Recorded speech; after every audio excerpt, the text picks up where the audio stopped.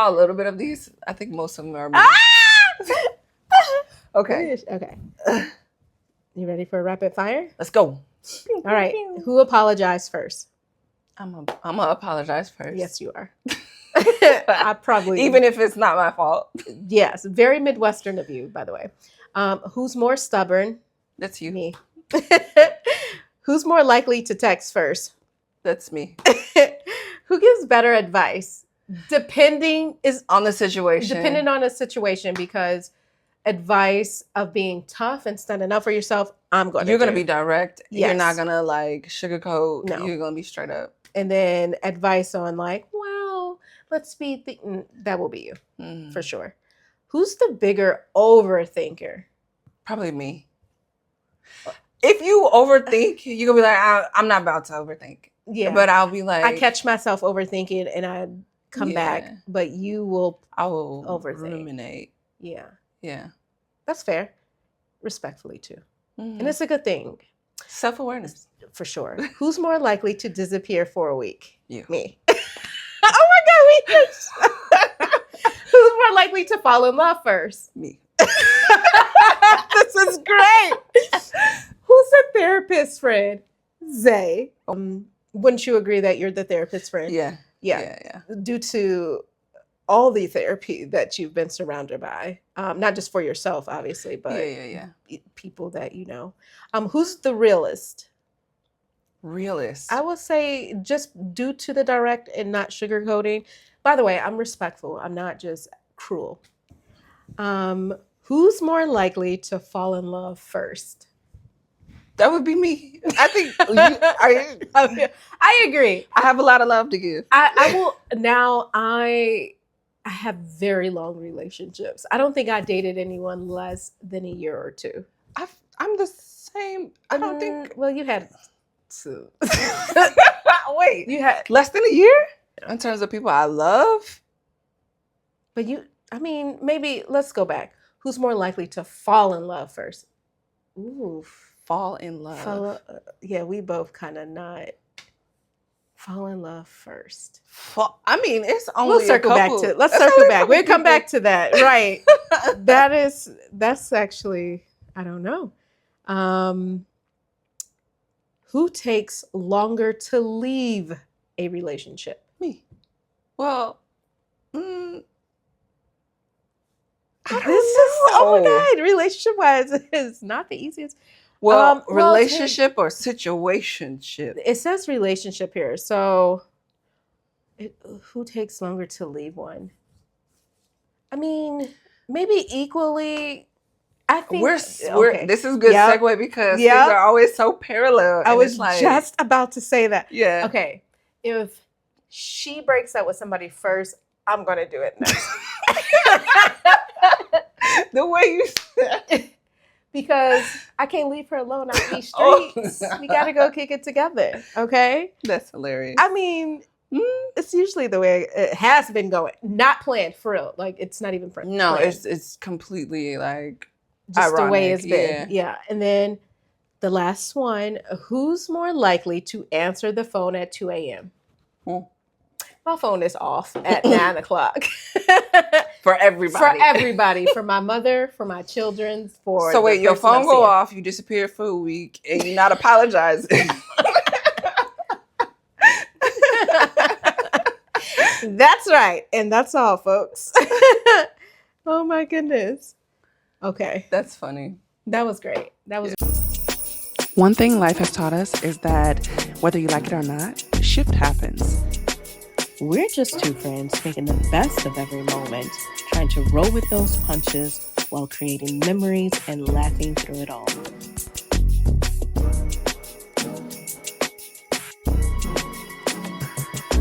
Okay. My name's Xavier. And I'm Linda.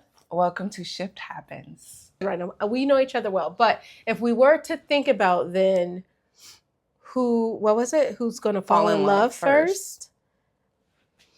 I mean, like, as far as dating goes, I've probably had more. I was about to say. Experience? Were you about to say? Like long term.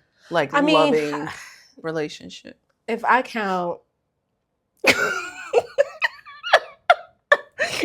I probably had like 3 solid folks who I would still give a second chance to. Okay. But not telling them that I love them. So, you know what I mean? So this is the thing. You won't say it. Even if you feel it, you will not say it. Meanwhile, I might say it even if I don't mean it. Right. Ooh. So I'll feel it and not say anything. She'd say it and not feel anything. So that's why it's hard. Like a small part of me is like, ooh, I think that's tough. But I'm always going to show love. But you're not gonna have my heart. Ooh, this is a topic. Yeah, I'm always, and I found out. Yeah, this will circle back. That's a whole episode. You have to edit this because I need that back. But at the same time, like, okay, this is a deep thing. Like, if you'll say it but not mean it, and I shouldn't say mean it, but there's levels to it. There's levels to it. I think if we're doing like, I care about you, or my thing is when I start feeling familial love, which means it feels like family. Yeah. He's starting to feel like somebody I bring around my family, but we still have a little tiffs, or he's not sort of measuring up in the husband sense of like the fixing things for me, the financially covering everything, then I have a hard time calling that love thoroughly. You know what I mean? Because in my mind, I want to love 360. I don't want to love 180 when things are going right or something like that. So I'm not going to say it until everything is being met. You know what I mean? And I feel like for me, when I say I love you, it's like I could say that to a stranger on the street. From a sense of like I care about you. So that's what I mean. Like there's levels to it, but somebody that's in my life and I'm in relation with, it's a more like I love your soul. Like I want you to do well, and even if this don't work out, I care about you achieving your purpose, your whatever. Only 2 people I feel that way about. Like, see, I don't internalize sort of that heavy feeling. Like that's not my responsibility to love on somebody and hope the best for them just because we dated. You know what I mean? I get it. Because they're not thinking of you, or the reason we're not together is because maybe they didn't put so much effort into. So I don't extend the type of love that I give that way. And again, that's going with whatever type of love. But if we're talking about the all-encompassing like love, no, I don't give that away freely, and I'd rather sit quietly because something's going to come up, and I'm like, "Ooh, glad I didn't say I love you," because it's easy to see. For some people that, like you said, it's heavy. Yeah, like to say that. I don't look at it that heavy. It's light. It's like saying, "I really like your shirt." You're like. Yo, he's just really loving people. Like your soul has so much potential. I love you. I mean, it's not that heavy to me. Okay. And to a degree, for some things, yes. I think too that might be a protective measure too, because just in case you disappoint me, I could bounce and not feel that heaviness of being tied to you. I care about you deeply, but there's like certain places in my heart you can't go. I don't know. Yeah, I mean, same for me, but I don't say it at all. Yeah. But at the same time, I might say like, oh my God, I love you for that. Or, oh, that really made me feel so much love for you. You know what I mean? And there's pieces of love. Like that. Yeah. Like you can love, like you said, the way somebody does something, or love something about somebody. Mm-hmm. But I guess, the whole encompassing. Absolutely. So this being our pilot episode, I think about, how did we get to this place, and just how the shift of our life happened, and how, like we were saying earlier, it's so parallel. Yeah. Like that, I guess, I don't know.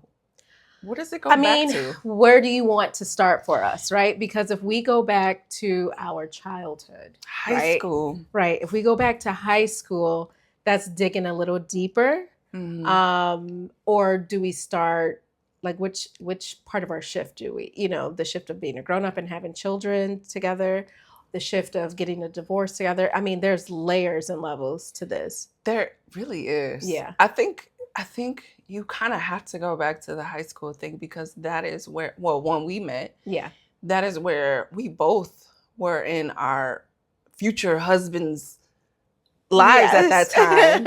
And we used to sit in the mornings at the lockers and talk about them. Yeah. And they didn't even go to our school. Didn't even go. Well, mine was grown, but yeah. I mean, but they weren't there. And we were. So the thing about both of us, and this is maybe due to growing up in a suburb, is having a quite blissful life overall, right? Meaning we knew early on that we wanted to be moms. Yeah. We knew early on that we wanted to get married, specifically to who we wanted to get married to. Right. I just knew the type of life that I wanted. I had a mom and a dad in a house in a suburb. That was just right. What was next? And then it was like, okay, it's obvious it's for me. But we also grew up in a generation of people who that was what was taught to us, right? Yeah, like, as a woman, you pursue becoming a wife, and you have kids, and you do. That's the thing. And it wasn't even that long ago, but that was the way of the world because everybody we knew, they were intentionally dating, and they were also only teenagers. Like, what did we know about the world? Yeah, and we never traveled, right? And we were picking a person due to proximity, basically. You know what I mean? I blame it on R&B too, because they had us in love and wanted feelings, to be. Music videos showed us, gave us a visual of romance, and that's what we thought it was. And pining after people. Yeah. Never teaching us what was purpose.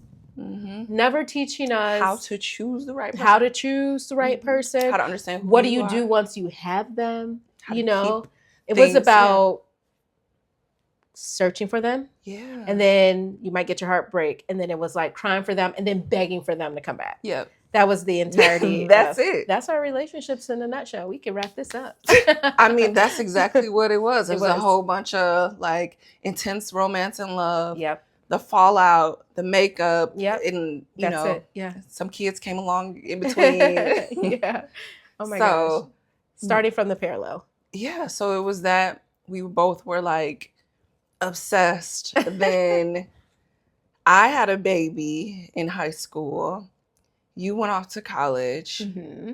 I was in my bubble. I became a wife. Then you had a baby in college. So I was in a lovely place in my life because I always said I wanted to have my first baby at 21. I always wanted to have my kids early 20s. Yeah. Like, only because, again, I wanted to stop having children at the age of 30. I wanted to have all my complete family set by 30. So this is so weird. My goal was to have a baby by 21. And that's exactly what I did. So tick that box for me being at that such a planner of like how I'm going to create my family. And I was on my second by the time you had your first. Yeah, at 21, which is crazy. But basically, Zay always leads the way to how life eventually ended up. I'm the guinea pig. Yes, in some ways. And not everything has been like completely aligned, but a lot of the things in the way that life has shown itself has been very much Xavier first.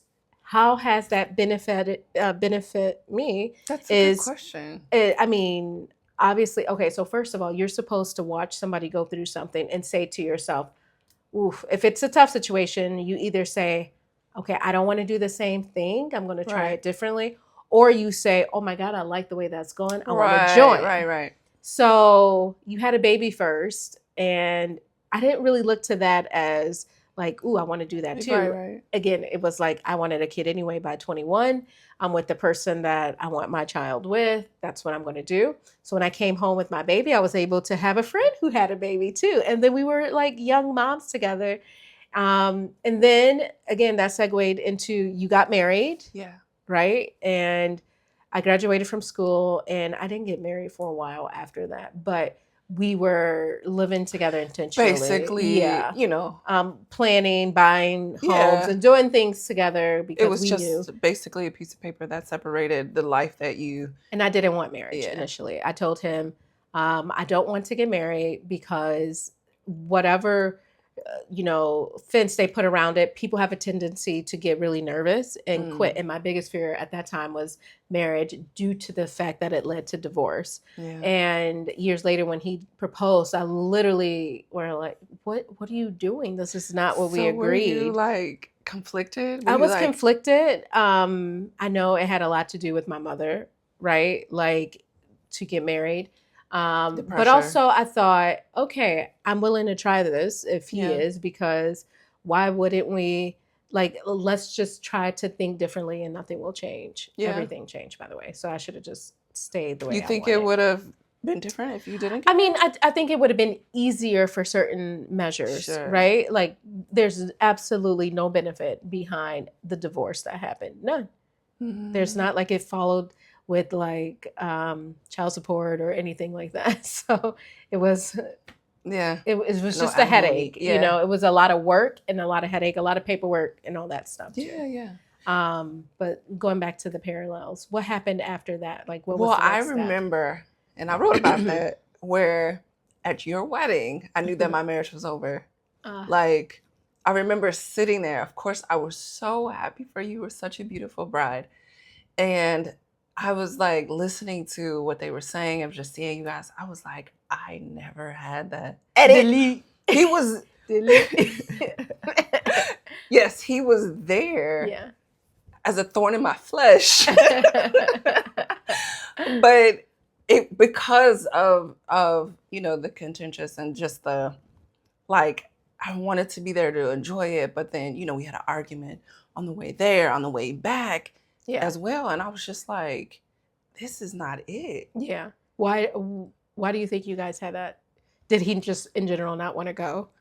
He I think he was just kind of one of those people that didn't like social situations. Like, even when it was stuff with my family, just anything. He kind of just didn't like, social gatherings. But I think too, I don't know what it was at the time. But just in generally speaking, I think it was like a social thing. And it wasn't long after that I got a divorce. You got married in April. Mm-hmm. I left in July.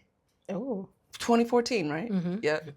And not saying that was the catalyst. Like, well, let me get on up out of here.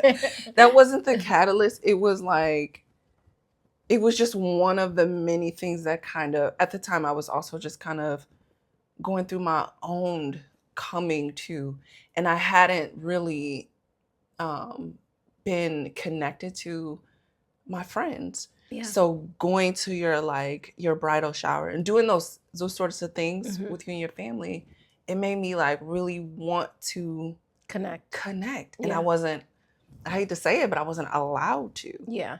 So when I kind of got a little taste of like, oh, this is what it was like, this was friends. This was like, what it was like to connect with people. I longed for that. So then, over time, things started to like break down. And I think probably too, that was maybe the reason why he didn't want to be there, is like, I don't want you connecting with other people. Yeah. So that was, that was kind of like a part of the deterioration that finally led me to be like, you know what? I can't do it anymore. Yeah. So, yeah. I'm glad I could do that for you. Girl, go. No, because then it prepped while you were going through your divorce, right? Yeah. And I didn't know what that was like because I'm living at this point a slightly different life. Very different. And now I'm aligning. At that time, I was aligning with my other friend. Because when I ended up having my second child, she had her first, and now so you had your fourth at that time. So yes. So you were still together after a while, though. No, okay. Yeah, I know, because I had my second child before we got married. When you guys are going through your divorce, I don't know anything about that. Now I'm over in the married club, right? Right. I'm with my cousin who's married. My favorite cousin, she was married. My other best friend was married, and When did she get married? She got um, married before. nobody was there. Okay. She wasn't here yet. Okay. Okay. But she got married before she had the baby. Okay. So right before my wedding, she actually was pregnant. She gave birth that like 4 months before my wedding. So she was like nursing Oh, at my okay. wedding too. But at the same time, her husband didn't come either. He probably would have come if it were now, and Yeah, everybody's yeah, bigger. yeah. But but at that time, I was syncing up with other married people and living a very, speaking of bubble, idealistic type of life. It did not last very long at all. It was a good However, amount. I mean, we were together 17 years. So it felt like to everybody, I was like, wow, you were together for so long. Yeah. But at the same time, by the time I got a divorce, if we just speed past everything, you've already been divorced at that time for like a Couple couple years. years. Yeah. And when it hit me hard, you've already gone through the hard part. So now I'm just following along with you, and you were able to sort of coach me out of like the depression part that comes with the grieving part that comes with the divorce. Somebody said it's like somebody dying, but you still see them, and Yeah. that was torture. But you've already gone through that. Yeah. So it made it, after a while, very easy. So that's one way where you sort of like led the path and held my hand. And I don't want to say I got over it quicker or quickly, but eventually I came out the stupor. It helps to have someone Mm-hmm. who understands what you're going through. I'm trying to remember, like, when did I find out? Because I had moved back to the neighborhood, and I don't know if you knew. Well, you probably heard, right? You probably heard, like, I think we must have talked or something, because I knew that you did. I would visit when I my mom first, like, all when the I time first too. came back, I don't know. I don't remember, because I was In that other yeah, in that trenches trying mindset. to figure out my Yeah. life. But then when I had moved, got my own place, I know that we linked up, Yes. and But we ran into each other somewhere, like we were talking about last time. We had connected before, so I don't remember if it was like, did we text, did we call? I barely remember that part. It isn't felt it like like we've always known each other. And yeah, then it was like a little hiatus where you were breaking up and I was having babies and getting married. And then we linked back up. And I really can't remember it's at all a like blur. one point. Yeah, because then it was like you just distracted me and extracted me from that situation, invited me into your own space and home, and then the fun started. To this day, I don't think I've ever experienced as much fun as I did when I was healing.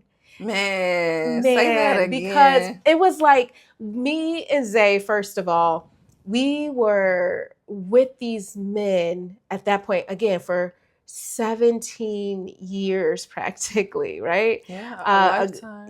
Actually, yeah, about 17 years. But then all of a sudden we have this weird freedom.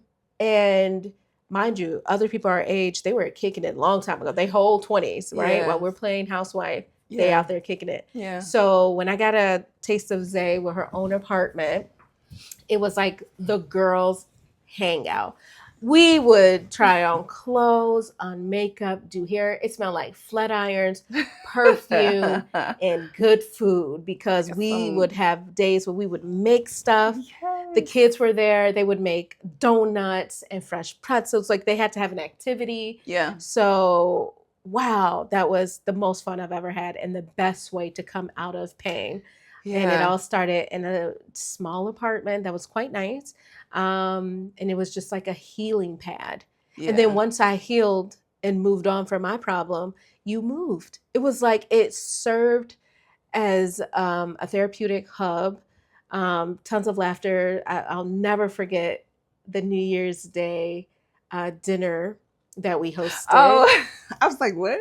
With that two was so gentlemen. Because in being parallel, you found a friend or guy who had a friend. But we didn't know they were friends. We didn't know they were friends. And God, we should have. They have the same everything. Yeah. They still, oh my God. Take a moment. But I remember that night. It was so funny because do you remember France said I cooked the chicken wrong? And he went in there and like tried to fix the way that I was cooking the chicken. Yes, I'm not Alfredo. Yeah. That's hilarious. Yeah, and we had a lot of awesome moments. I mean, they make me smile because, again, people were doing this in their 20s, but here we were finding out early what 30s. What dating is truly like, syncing up with some, I mean, probably the most handsome men.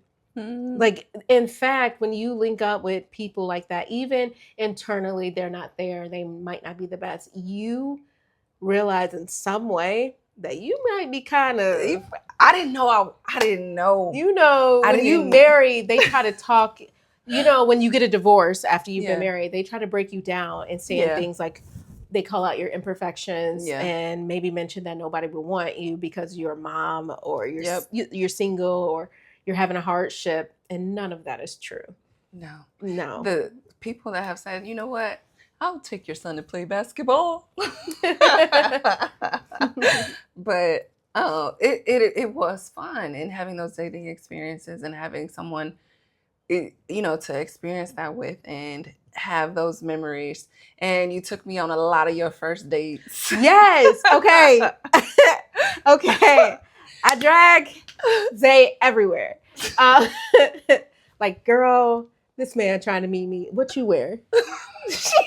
Like, excuse me? Like, you are coming too. I mean, one had... I'm her support human. Yes, my emotionally support human, because now, really quickly, when she has a first date, she just texts me all the information, who it is. Share my location. Share her location. And then if it's going to be at the house, she going to tell me, don't worry, there's a knife somewhere hiding in quick reach. I just bring a whole human. She just set the tone for what's happening. And we be like, got it. And we've always been safe in that way. Yeah. But yeah, it's almost expected that if I have a first date, I'm always dragging her. Everybody knows it.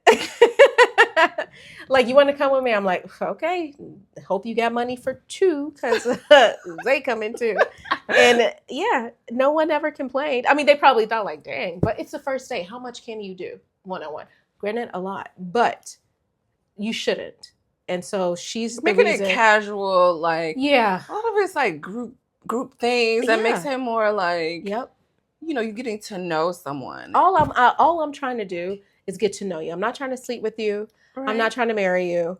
I'm trying to figure out, why do you think you like me? And also, I have a friend here to see what she thinks about him, and also how he acts with us both. And I will say, it just ended up with all of us being very close. Yeah. That's hilarious. So then, that again with the parallel, I think now in this season, this is probably the least parallel time right now. Yeah. In terms of like,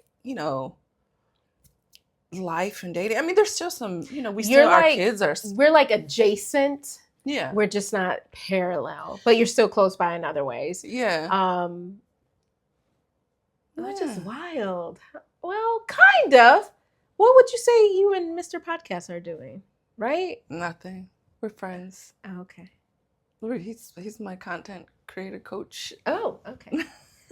So, okay.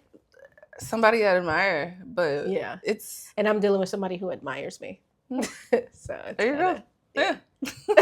we're still parallel. Yeah. Oh my God. So I mean, that's life, and I mean, it's crazy though, and I think that's a part of what connects us to the title. Like, shift happens, right?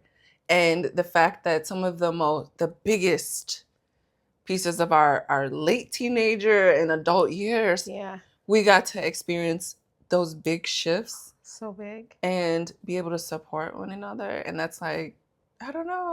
Well, what it does is, Okay, so shifting is tough, right? It's Yeah. creating something underneath our feet it's creating an imbalance, right? We're Right. losing our footing.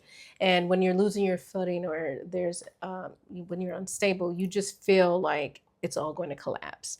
Yeah. And what having a friend who's already been through it, they turn around and say, "Oh my God, I know exactly what to do at this moment." Mm-hmm. And that's why it's beneficial to us to have you be one step ahead in that way when it comes to certain experience, or maybe me knowing the answer to something in another direction. But it's very beneficial to have somebody who's been through it, just to turn around and say, "Oh, I got you." So while everything is shifting, they're still holding you stable in some kind of way. Um, and yeah, basically providing like a roadmap, like go this, turn right, go this way. I know it sucks, it hurts, but you trust me, I'm getting you out this. And they just give you a way out this maze. So that's What's the blessing in that, I'm saying for that? sure. What do you think is the biggest thing that you've gained from me? Oh, girl. Okay. So she, in so many ways, I tell her this all the time. Maybe it's a Libra trait. She reminds me of my mother. She does 300 things. And that's inspirational, actually, because I'm very much, no, let's slow down.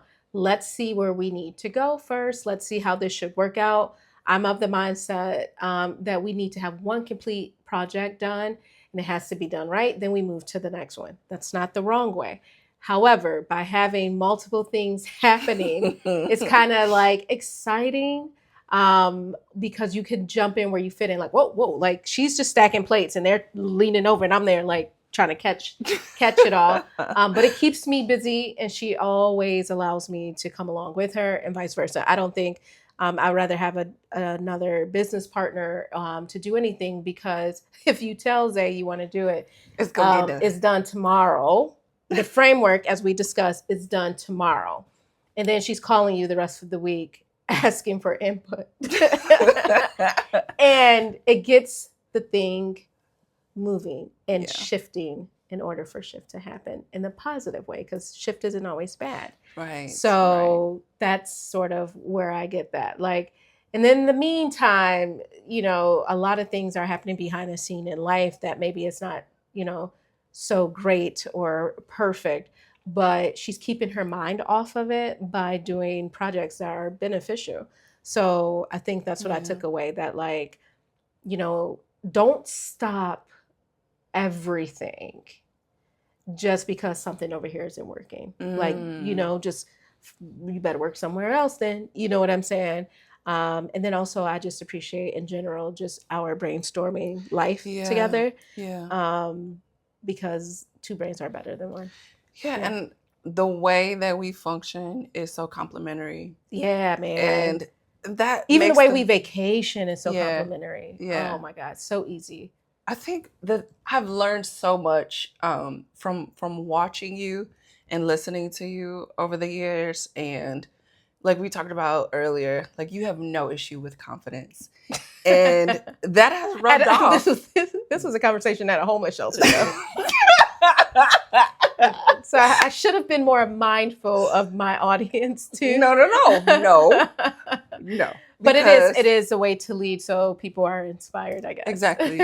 And inspired I have been. Yeah. Because that does rub off, and it does, like, not only how you function and how you move, but what you give to me. And your affirmation, as our friend says, my biggest hype woman. Like, you're always gonna make sure that I do it right. That you are seen and heard. I'm seen and heard. Yep. I'm gonna do it right. Like, I am ambitious, and you're like, okay, let's do it the right way. But that's true, and that's a good thing, right? Yeah, because I'm OCD, and then you're not messy, multitasking. Yeah, and so it's beneficial. Some of the details, but it's so. And that's why we complement each other, I think, because we can't have two OCD people. We can't have two messy people or two multitasking people. Something will be missed. And this friendship of ours, nothing is missed. When we went to a gala and you wanted to, spend a little moment with the host of that, right? Mm-hmm. And I was like, cool, let me get him. Oh, yeah. You know, you're like, I just wanted to take a picture. I'm like, cool, let me get him. Bam, done. You know, and that confidence, like, hey, come over here. Yeah, but the confidence of, let's go to this gala. Let's pay for this and let's just go at a time where it's like, should we go? Because I'm overthinking. She's like, yeah, let's go. Pay, send money, bang, boom. Let's get it done. But while we're there, she lets me know who she wants or needs, and then we make it happen both ways. Yeah. So it is amazing teamwork, and so much so that I hate it to be disturbed when we already have it planned. We go out with other people, first of all. Let's be real. We totally go out. The more the merrier. Yeah. But at the end of the day, we will connect eyes and know when we want to wrap it up, what should be next, and if we had enough of these people. I just saw this video too, and then the one girl, I forgot what her name is, but she's hilarious. And her and her best friend get in the car, and she was like, "Did you see how they were looking?" You know, debriefing. Yeah, I was like, "That's us." Well, we love a debrief. The number of times we rode home from an event and debriefed or attended something where we were inspired by and thought we would do it this way. And you know what? Brainstorming and a friendship is like a business partnership with us. We turn everything actually into research. Everything. Everything. We always say, girl, don't trip. I know this might be upsetting, but it was just research at the end of the day. So, and we still here researching. Yeah. Collecting data. Yes. Find out how we want to approach something differently. Yes. And it's so dope to be able to have that. Yeah. And I appreciate it thoroughly. Good. I'm glad we learned something from each other. I mean, we grew up alongside of each other. Mm-hmm. Everybody knows Linda and Zay, Team XL, right? Our parents, if they can't find us or we're doing something, they often think it's because we're with the other person, which sometimes we are. I have nothing more to say I know there are some people who like to know the deeper, darker side. There isn't one.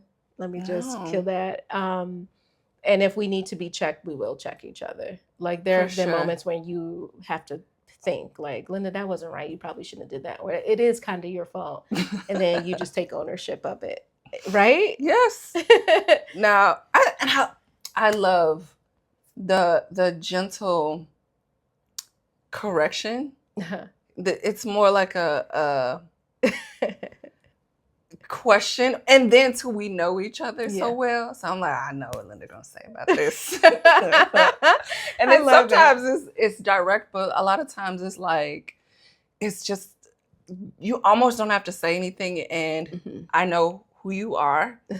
And how, if there's something that's like off or whatever, it's just like, okay, well, if that's what you want to do, I'm gonna ride with you, but are you sure? Yes, it's that energy. Yeah. Sometimes when it's like, ooh, that probably wasn't the best move, but like, all right. Oh, my favorite. It's like when a couple years ago, for some reason this year we were doing a lot of outings, festivals, picnics, all the things. And this is when you kind of had a falling out with France, and then it was like I kind of was out of it already with his friend. And then we had to get together and have a meeting. Are we talking to them? Vice versa. Right. Yeah. And that was hard. And that's when I also realized that we were all friends. Right. Yeah. Because if this guy hurt my best friend and she was like, I don't want you talking to him, I was like, what? But I understood. I'm like, okay. And then what I felt to do that at first when you told me that was say, okay, then you're not to talk to his friend. And it only hit me when we went out and we saw his friend and she ran straight to him and hugged him. And he didn't hug me because he mad at me. So I looked at her like, chick. I thought we weren't talking to them, But truly, she only told me, I'm not talking to him. You don't talk to him. And I was like, okay, I'm gonna do my best. Like going out, looking at him like, I can't talk to you because you hurt my friend, right? And she's sitting on the other side like, yeah, that's right. But then this happened when we run into his friend. She all like, hey, and I couldn't hug him. So I'm like, oh, no. If it got to work both ways, or we nipping both of them. Yeah. And eventually we did end up nipping both, just because of the fact that you and an old boy got back friendly. Right. And it was kind of like, stop dragging me into that. But also, if we back on, we back on. Yeah. You know, and I think that was probably the only time where something wasn't aligned and we were like, but the conversation, it didn't last that long though. But we did have a conversation. I think the conversation was that day. It was like, you know, yeah, it was that moment. It was as soon as he walked away, I was like, so what we not gonna do?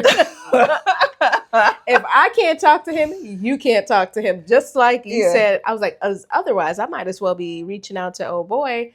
Well, first of all, we don't really reach out to them. Yeah. No, there's like an event. But, you know, if I'm not allowed to talk to him, then you can't talk to him. It was a moment, but not a bad one.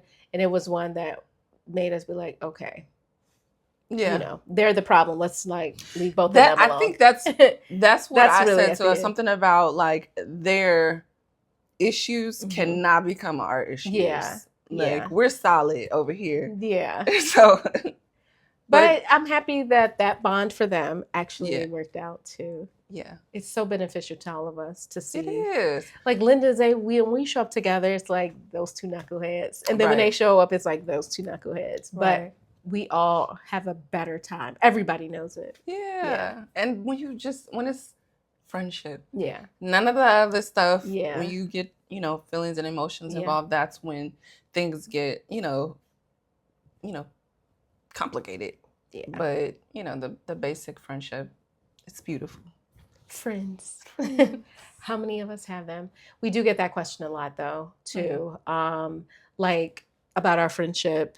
Yeah. You remember 2 weeks ago at the workshop? Yeah, when she was like, "Oh, y'all friends, you know each other? How?" People want to know how we're friends, how we work together, how we date other people, but at the same time, they are so curious to know what's the magic behind it.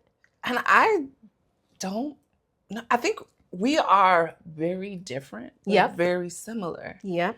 I think that's the thing. Yep. We are very different. And what's crazy is we haven't had a moment yet, not going where we go after the same person kind of thing. Yeah. And also we don't let people kind of interrupt our relationship. No, we don't let people in. So there's nobody out there that can say Linda or Xavier said anything. You get what I'm saying? Because we keep it here. We do. And if there's anybody, it's going to be your cousins or my cousins. And we're going to know that they know. Yeah. And so it's like, there's no, not to say like nobody can be our friend. I said that today. Like we have other friends. Yeah. It's just that there's so much respect in the peacefulness.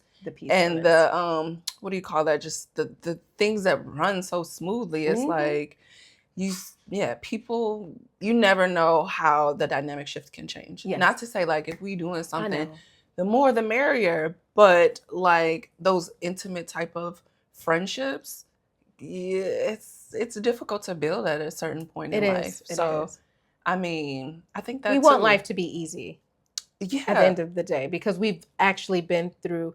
Oh my God, so many heavy things.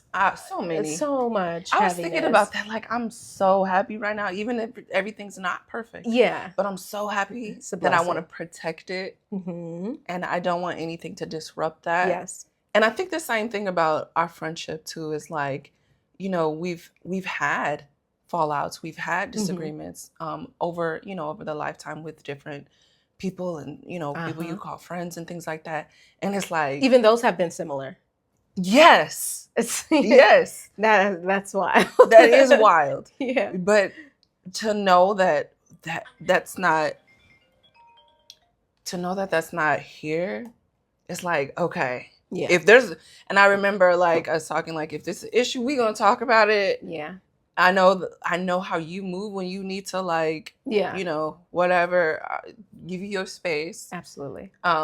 So yeah, that same thing, like in life in general, in friendships, relationships, it's like, if it's working, you want to protect it. Yep. So yeah, it's not that nobody can. Yeah. It's just we're mindful of the peace we have. And I think that's boundaries, which, I'm all about boundaries. So like when we're planning a vacation, if we want to invite somebody, we give a deadline. They don't meet it, there's no going back. Me and you going solo. That goes for reservations, for going out anywhere. You are invited. However, if you choose not to, or there's stagnant communication, I'm done. Only because I am semi-type A in that way, and that like, nope, I need to know by this day. Keep it moving. I'm kind of like operational in that manner. Yeah.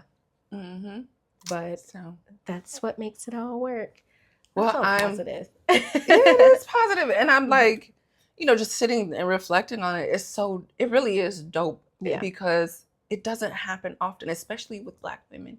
It does not. We're not competing though. No. So the key to Black friendship is, first of all, good people find good people. Sure. So maybe that just means I'm a good person.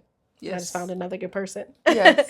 If you're having issues with somebody, I think sometimes you might want to check inwardly. And then, why did you attract a person like this? And then sometimes we do have judgment calls, right? Where it's like, maybe that wasn't the best person for our group, or the best person to give my phone number out to long term. Yeah. But if you are really struggling with a female friendship, it might be something internal that you need to just get checked or have checked, because it's not every woman out there that's awful at all. But if you're with like-minded people, you have the same goal in mind, which is peace first and foremost. Peace. Yep. And you have to have peace within yourself. And when you find like-minded people, you can connect. And it is, I think, hard to be vulnerable with people. Yes. So when you do have those like-minded people that you can be vulnerable with, that they're going to push you to grow and be your best self. Like, just lock that in. Yeah. And like you said, do the internal work so that you can maintain those type of relationships. So, absolutely. And then show up at these places together and just be a force together. Yeah. I love it. Like, we go to places. You just walk in the door and you feel less nervous. If you've never been there, you are more interested. It's more fun because you have your plus one. It's a thing. If you haven't found your one or two, go find you a Linda. Go find you a Zay. Come find a Linda and a Zay. Team XL. All right, friend. I think that's a good wrap. All right. Should we do an outro? I was about to say, what's our sign off? Shift Happens. Did we do that last time? Like, thank you for listening to Shift Happens. Until next time. Good people. I don't know. Until next time. And you said you want them, because you know how people have like their little fans. Like, hi, angels. Hi, besties. Oh, what are they going to be? Shifties, like Swifties. Maybe we don't need it just yet. We'll figure it out. It'll come to us. Somebody will give it to us. Yes. All right. Thank you. That's right. Hi. This is so good, by the way.